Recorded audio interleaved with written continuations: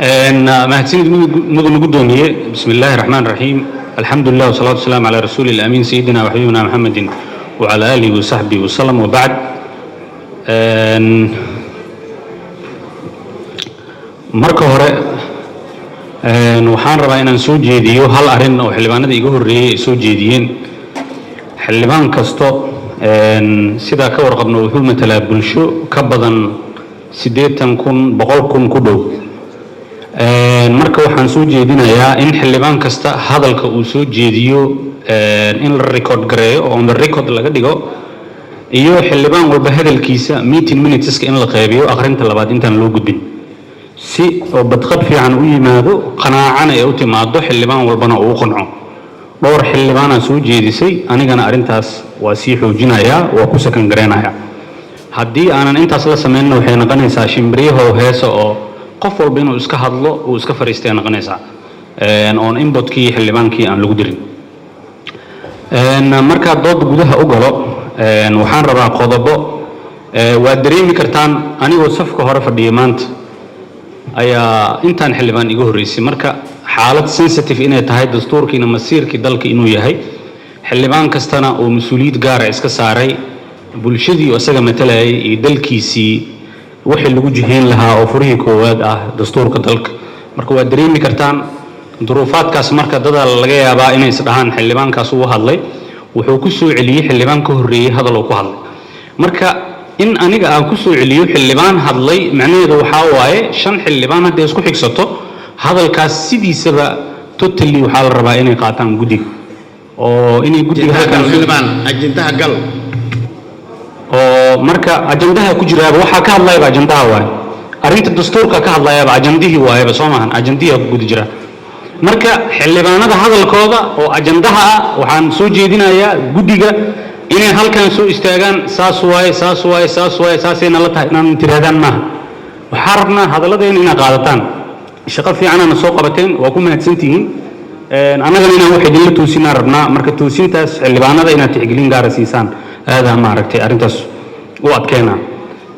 marka dood gudaha u galo, qodobka 5aad wuxuu dhahayaa codaynta iyo ansixinta soo jeedimaha wax ka beddelka dastuurka. faqradda 3aad inta aan laga gudbin cutubka kasta waxaa soo jeedimaha waxa loogu bedeli karaa oo keliya guddoonka labada aqal inay soo jeediyaan iyo xubnaha guddiga ayagoo u jeedinaya xubnaha guddiga dib u eegista iyo la socodka hirgelinta dastuurka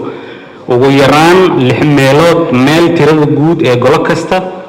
marka waxaan soo jeedinayaa in qodobkaas lagu bedelo 6 meelood meel. waxay u dhigantaa golaha shacabka 45 xildhibaan ay u dhigantaa macnaha. aqalka sarena I think in 8 ama 9 oo kale inay noqonayso. marka waxaan rabaa in lagu bedelo 9 meelood meel oo u dhiganta 30 xildhibaan inay mooshinkaas soo jeedin karto. taas horta number 1 waa soo jeedinayaa inaa nodgareystaan. faqradda 4aad waxay sheegaysaa guddoonka haddii uu u arko nuxurka soo jeedinta inay khilaafsan tahay nidaamka ama ka baxsan tahay mowduuca qodobka laga doodayo, wuxuu awood u leeyahay soo jeedinta ama mooshinka inuu diido kuna celiyo xubnaha soo gudbiyey. marka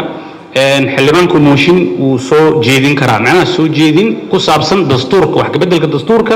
waxaan ahaynba xildhibaanka ma keenaya. marka qodobkaas waxaan soo jeedinayaa in clarification badan lagu sameeyo oo aad caddeysaan oo aad tiraahdaan faqraddaas totally inaad ka dhigtaan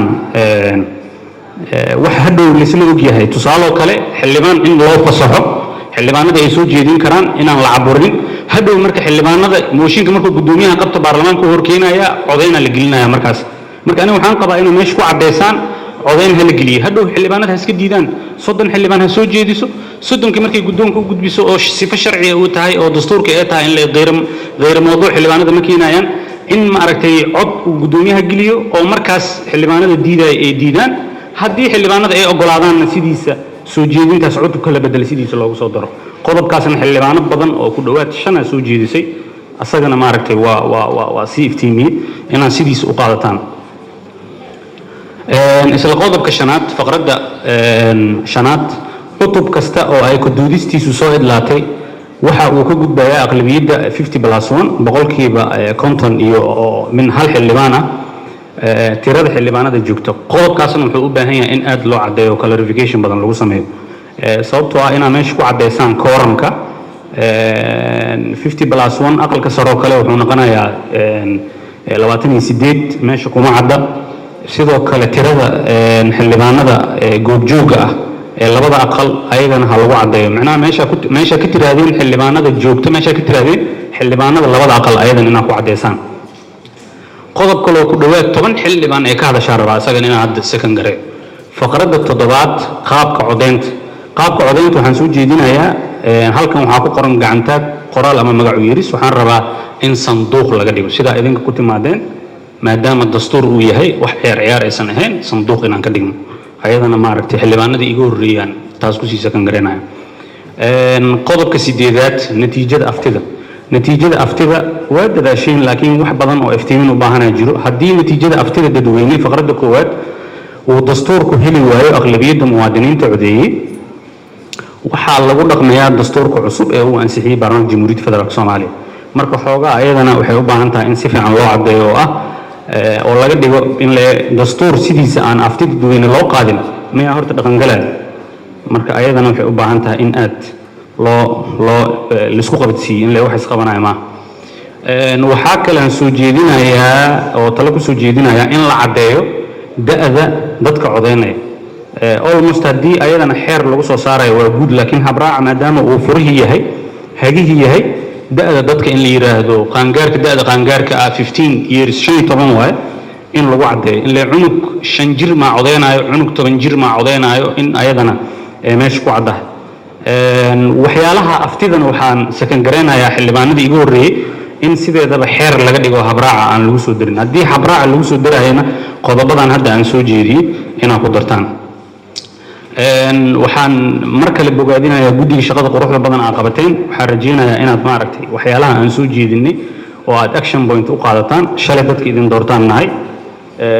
haddana inaad xildhibaan kasta aragtidiisa aad tixgelisaan meesha loo batana aad kusoo dartaan sidoo kalena arrimahan hadda laga hadlayo waa wax masiirkeena ummadda soomaaliyeed muhiim u ah ma ahan hindisi sharciyeed oo haliska ansixiye ah tan waxaa waaye waxaan u malaynayaa xildhibaanadu ay daba taagnaan doonaan wixii hore oo kale looguma hari doono insha allah saas u ogaado amaantintii